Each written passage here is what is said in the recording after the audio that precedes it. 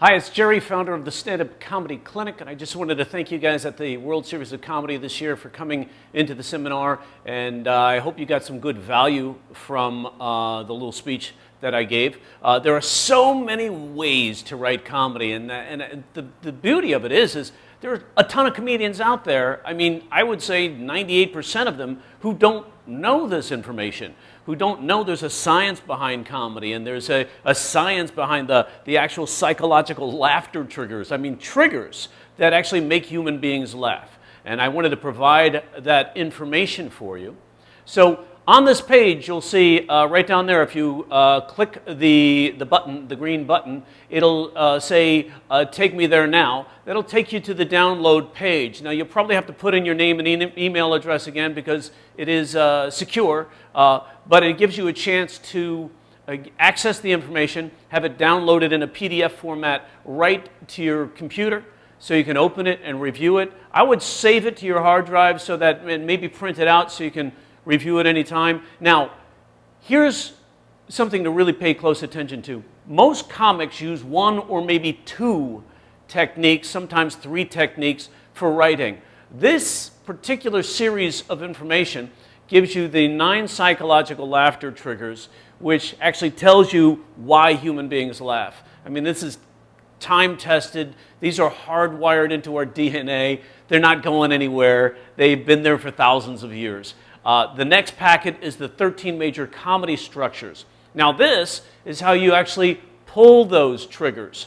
These are the structures that you find in the presentations, whether it's visual or whether it's oral, that means a stand-up, or whether it's even written. These are the triggers that you can use in your structures, whatever dialogue you're using, whatever subject matter you're using, whatever approach you're taking, whatever personal point of view you have or emotional point of view you have. These are the structures that actually trigger the laughs in a human being. They actually tap into those psychological laughter triggers that make human beings laugh in the first place. And if you thoroughly understand these triggers, then you could actually start taking your comedy to the next level and the next level and the next level. It starts with the structure, starts with wordplay, double entendre, taking the implied meaning of a word and turning the comedic meaning. We see this all the time. One comedian at the World Series of Comedy, I can't remember his name off the top of my head, forgive me, he actually used predominantly in his whole act these wordplay triggers, and they didn't come across punny, and he made it to the semifinal round. So audiences dig this. Stop thinking about what the comics in the back of the room want and start delivering what the audience wants. That's a that's an important thing. Even Jerry Seinfeld was talking about this with Amy Schumer when he said, you know, you don't have to write new material every day and every week. Or, you know, I disagree with that. I think you should be writing new material. Jerry Seinfeld likes to write an act and then hone it over several years. I don't think it takes that long to develop solid material. If it did, boy, late night would be out of business, and so would sitcoms. I mean, you've got to be able to write material every day. But what he was saying what his point was, stop playing to the comics in the back of the room. Stop being embarrassed over trying jokes that work with your audiences, because after all, they're the ones paying for the tickets. And if you can hit what they call high concept comedy and make the audiences laugh in the Midwest, between the coasts, then that's where your money is, in the mainstream audiences, in the high concept comedy. Now, you can be clever, or you can be configurational, or you can be like a Mitch Hedberg or a Stephen Wright still, or have very specific niche comedy. But like George Carlin said, don't only make them laugh, make them think, but also include some fluff, some good solid middle-of-the-road comedy that makes everybody laugh. Now, my stand-up act isn't necessarily like that. My stand-up act is a socio-political act that can get pretty edgy, but it also contains some solid laugh points. Now, the beauty about the comedy structures is I want you to study them. I mean, really study, get familiar with them, see how they're used.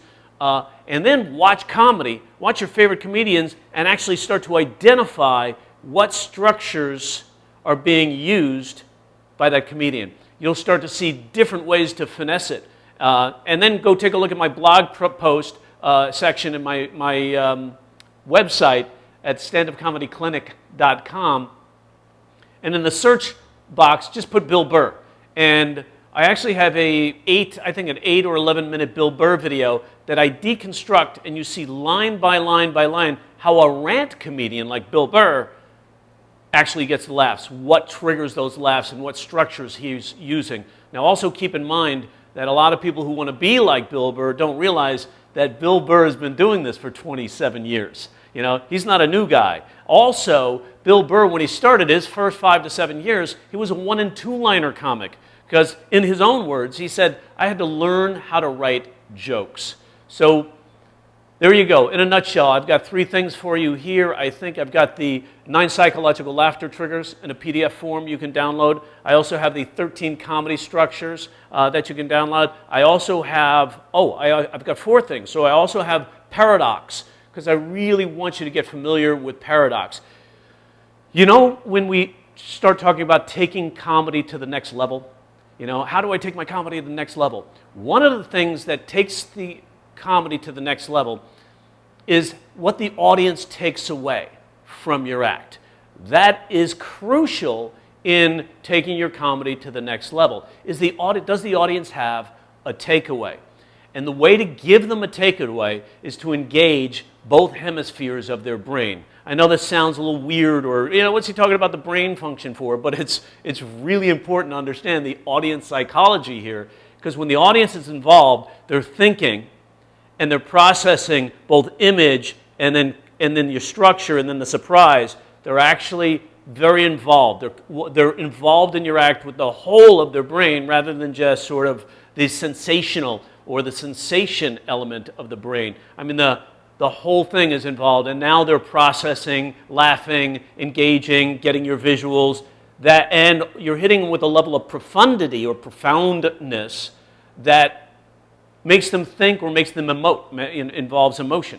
Now, human beings connect through emotion, and if those audience people leave feeling something about you, then you're memorable, and therefore you've taken your comedy to the next level. And one way to do that is through paradox. Understand paradox. Paradox is a bit of a riddle, a bit of a puzzle. Like, for example, Jerry Seinfeld says, we refer to distance in time. Like we say, how far is it to the store? About 15 minutes. It doesn't work the other way around at all. What time do you get off work? About 5 miles. So you see how that's paradoxical. It's not quite irony, but it's paradoxical. And audiences love paradox. So if you, same as George Carlin's joke, on TV you can prick your finger, but you can't finger your prick. So you could see that's not only wordplay, but it's also paradoxical wordplay. Hitting the audience on several different levels here is laughter triggers. So you hit them on recognition, recognizing the word, the multiple word uses of the word, so coincidence, or in this case, surprise, hey, I never thought about it that way, and also coincidence, which is the 9th laughter trigger. And the reason I built coincidence in there, because it embraces a whole bunch of several laughter triggers into one, and it's so much easier to think of, oh, that's coincidental, I never thought about it that way, than to really try to engage surprise necessarily or put in incongruity. So if you can have coincidence apparent in your presentation, you have a high percentage of the audience laughing. So I included the paradox thing. I really love you to study paradox and start writing. I mean, study Woody Allen. Look at Jon Stewart in The Daily Show. He used a lot of paradox and a lot of comedic irony and also benign retaliation. Benign retaliation is one you really want to focus on too, because benign retaliation is a complete story. Because you create an antagonist and a protagonist, and the audience then is involved because they crave emotionally for either you to win, if somebody has done you wrong in the scenario, or for your partner or the other person in your story to beat you because you've done them wrong. Sometimes that's fun. If you said something against your ex-wife and she comes back at you and gets you with something else, then you're engaging benign retaliation on both levels. So after paradox, I've also included a really cool image map, sort of a PDF download of what I call the comedy material generator. It's 24 different ways to write comedy. I'm actually going to create this into an app where as you click each bubble, it'll open up a worksheet. But right now that's not functional, but it's still great as an inspirational tool.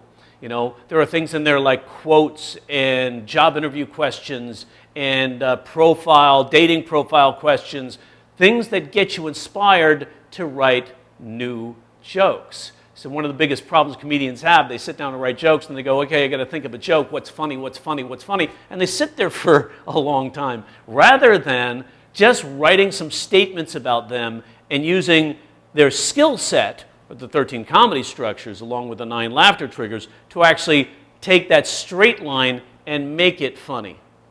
All right, so once you have this down on the page, once you have a fact down on the page about you, an honest fact or a truthful fact, then you can take that and flip it to where it is funny. It's an idea or a picture or an image that the audience wasn't thinking about, so you hit them with surprise. For example, if I said to you, at 19 years old, I played professional soccer.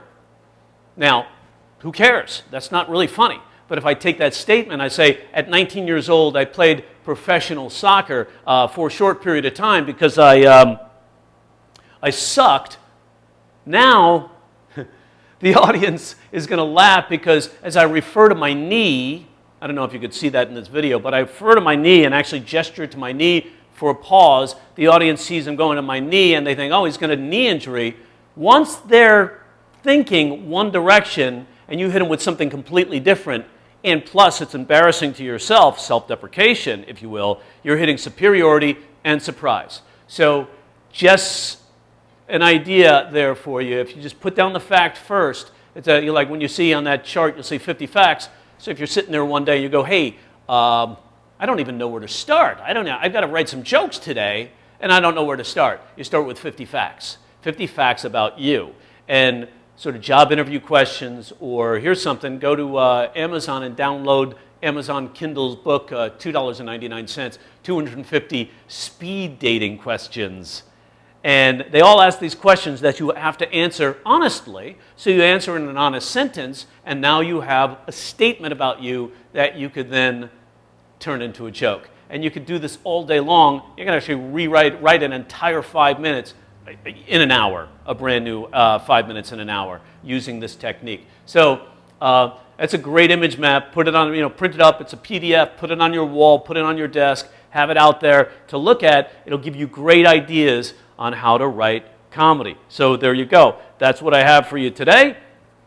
I hope you enjoy it. Remember, click the button below to get it. And once again, thanks for letting me speak at the World Series of Comedy, and thanks for sitting in my seminar. And any questions you might have, drop me an email. I'll be happy to answer them for you. And because this comedy career has been very generous to me, and it continues to be, and I hope the same for you. Take care. I'll talk to you later. Once again, I'm Jerry Corley. Bye-bye.